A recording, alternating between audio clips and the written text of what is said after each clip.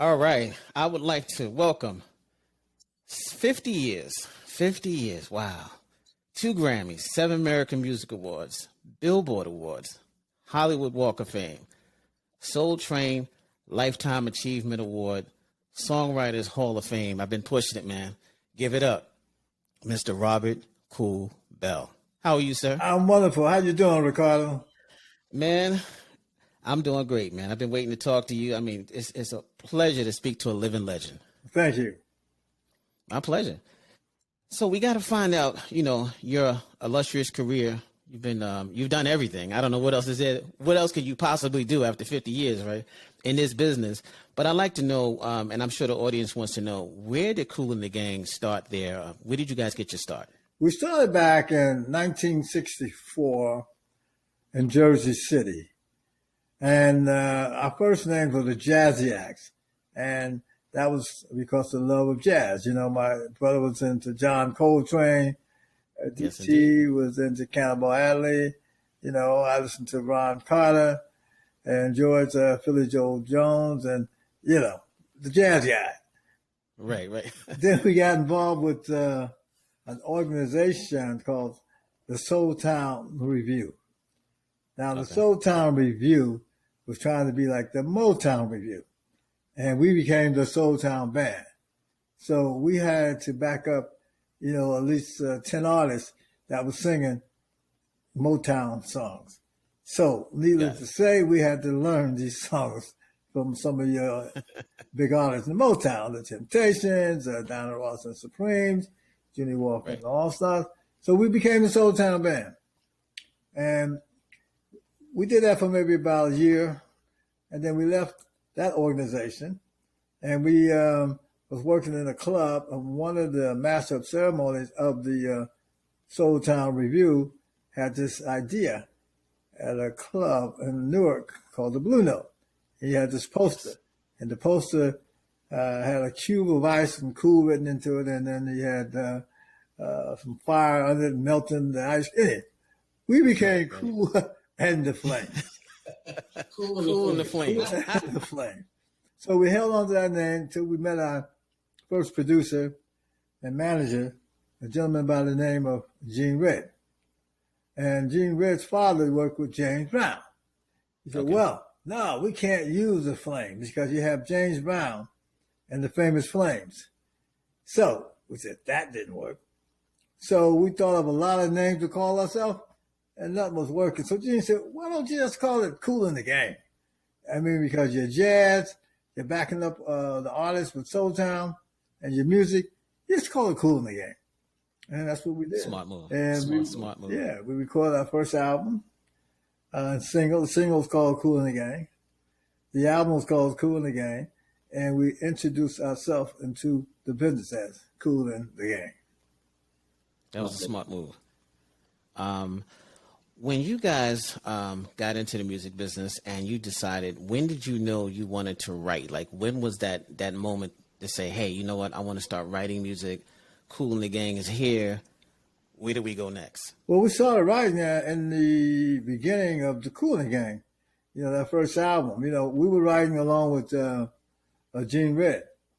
Sounds like Sea of Tranquility or Breathing Soul.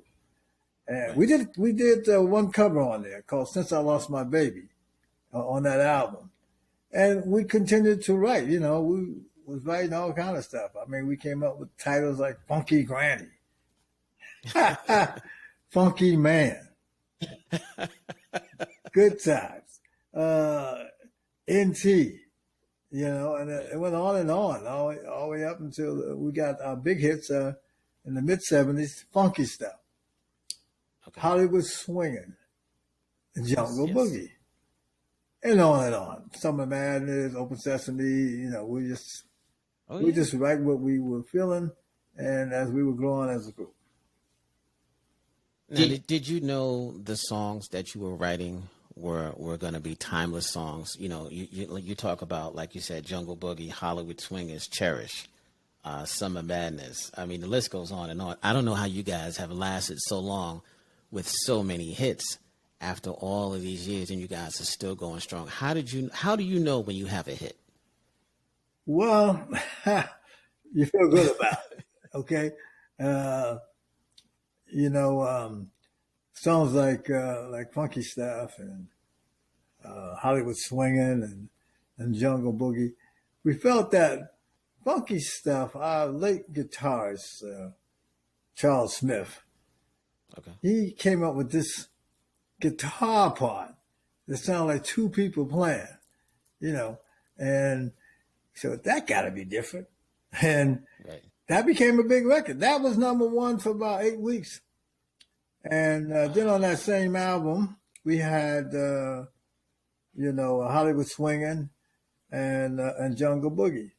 Now, the story behind that, we were with our record company, and the record company said, listen, you guys are coming up with territorial hits. At that time, he was talking about Funky Granny or Funky Man or NT or Who's Gonna Take the Weight, which became a very popular song later. But there was this song called Soul Makusa by Imago Dibango or Dibango. Yes. The producer had met with our record company, and our record company said, listen, we want you to meet with this guy who produced the song. And we said, okay. We had one meeting with him, and we weren't feeling him. So we went to the studio, Baggy Sound, Soho area of New York. We went in there at 8 o'clock in the morning. By midnight, we had created Funky Stuff, Jungle Boogie, and Hollywood Swinging. So All at one night. Say, no more problems from the record company.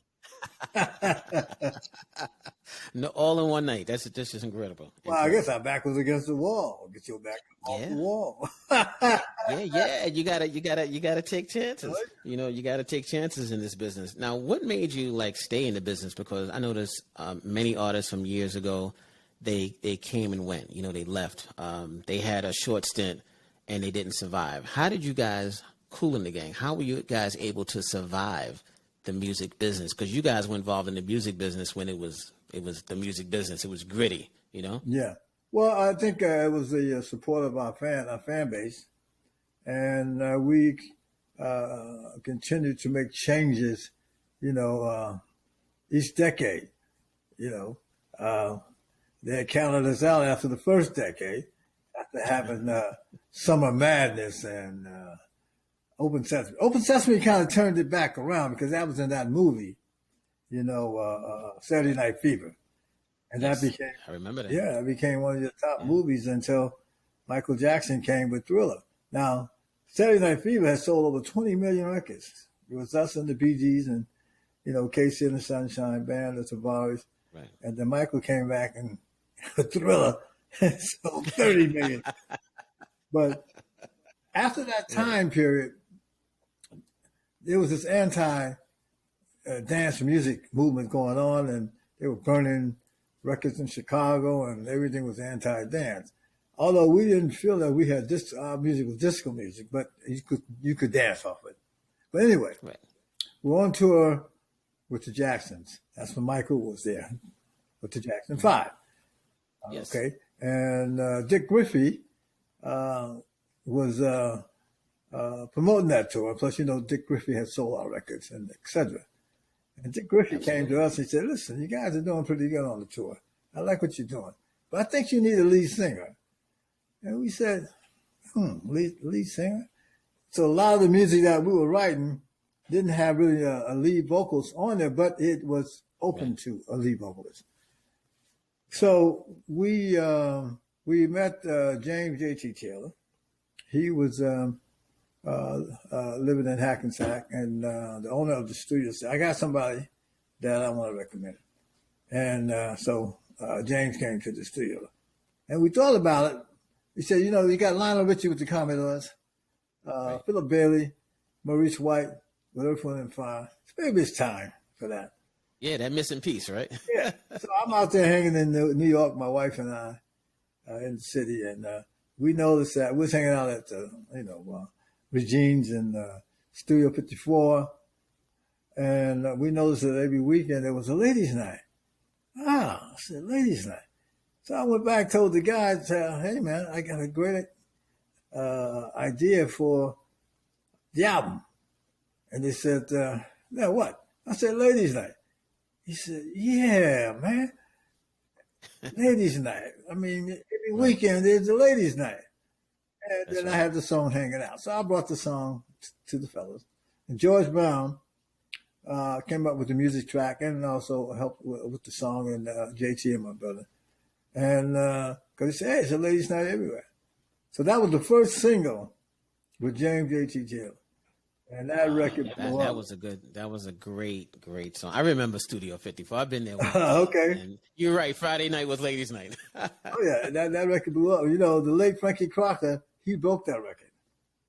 Yes. He broke that record, Ladies Night. Also, Frankie Crocker was involved with Hollywood Swinging. You know, remember they used to call Frankie the Hollywood Rocker?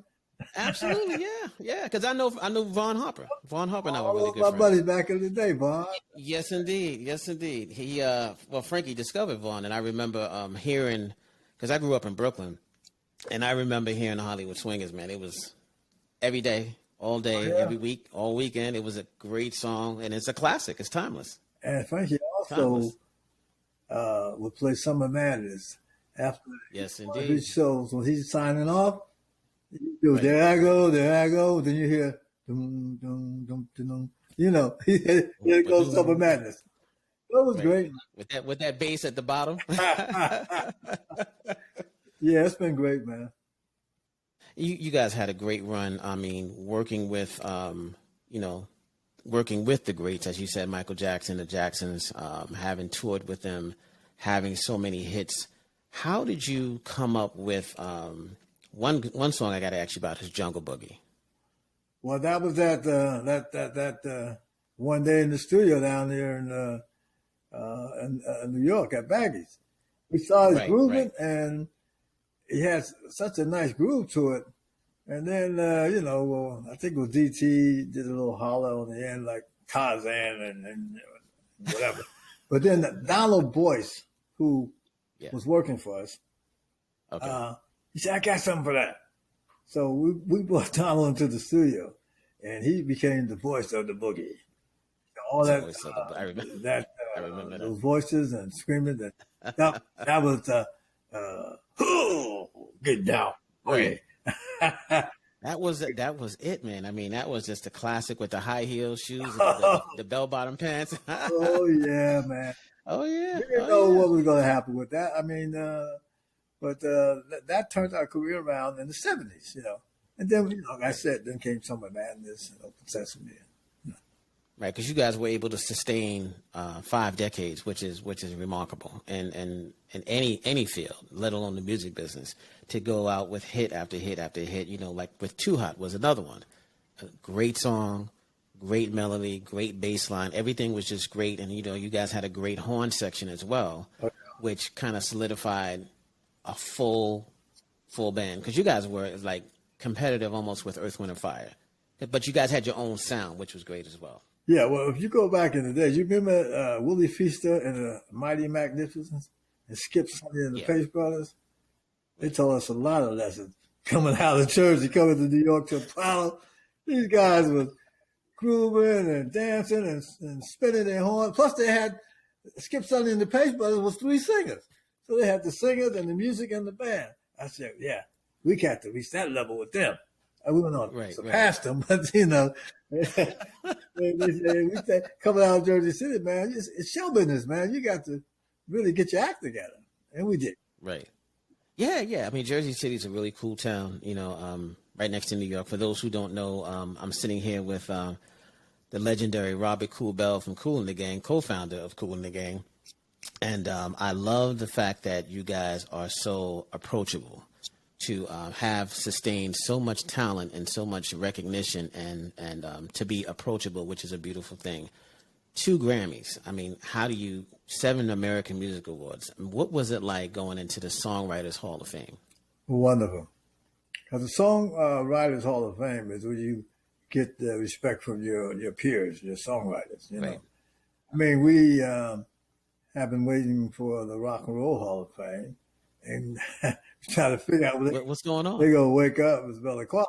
Do we have to pay them a visit? Hey, but the Like, what's taking so long?